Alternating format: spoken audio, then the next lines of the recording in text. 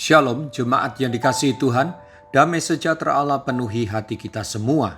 Siap menderita karena kebenaran. Firman Tuhan hari ini diambil dari 2 Timotius 2 ayat 3, demikian firman Allah. Ikutlah menderita sebagai seorang prajurit yang baik dari Kristus.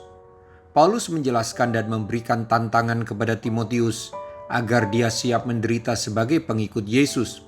Rasul Paulus tidak sedang mengajarkan teologi penderitaan ataupun teologi kemiskinan, lawan dari teologi kemakmuran dan kesuksesan. Rasul Paulus oleh ilham Roh Kudus sedang mengajarkan sisi lain dari tantangan, panggilan resiko mengikut Yesus.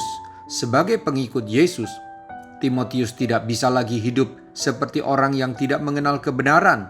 Tidak ada tempat dalam diri pengikut Yesus sebuah gaya hidup mewah dan foya-foya, gaya hidup yang menghindari tantangan iman.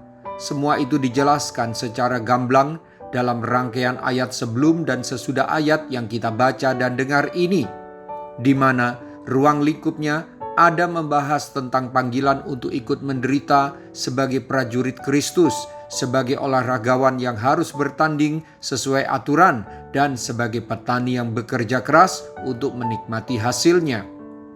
Pendek kata, Alkitab mengajarkan secara seimbang tentang sangkal diri, pikul salib, dan hidup dalam segala kelimpahan. Bapak, Ibu, Saudara-saudari, sayang sekali jika selama ini pemahaman kita sebagai pengikut Yesus hanya diisi tentang janji-janji berkat, mujizat, pertolongan, pembelaan Tuhan, dan lainnya. Tidak ada yang salah dengan pemahaman itu jika diimbangi dengan pemahaman tentang sangkal diri, pikul salib, siap menderita dan berkorban, mematikan kedagingan, serta hidup beda dengan cara orang dunia. Jangan lupakan teladan Tuhan Yesus dan teladan para nabi dan orang kudus dalam Alkitab. Mereka semua menyangkal diri dan rela menderita secara fisik bahkan batin demi hidup dalam kebenaran Allah.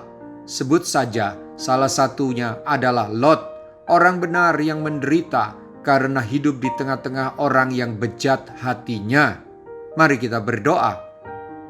Tuhan Yesus, sesungguhnya apa yang Engkau ajarkan adalah Injil yang sejati dan murni. Engkau mengatakan serigala punya liang, burung punya sarang, tetapi anak manusia tidak punya tempat untuk meletakkan kepalanya. Saya membutuhkan topangan-Mu agar bisa menjalani hidup beda dengan dunia ini, yaitu saya harus menyangkal diri dan pikul salib, serta siap menderita jika harus menderita karena nama Yesus dan karena hidup dalam kebenaran dan kekudusan. Roh Kudus, bimbinglah saya selalu agar iman saya semakin hari semakin murni dan kokoh, dibangun di atas dasar firman Allah, bukan pada janji-janji berkat semata. Terima kasih buat renungan firman-Mu hari ini. Saya diingatkan kembali panggilan untuk ikut menderita sebagai prajurit Kristus.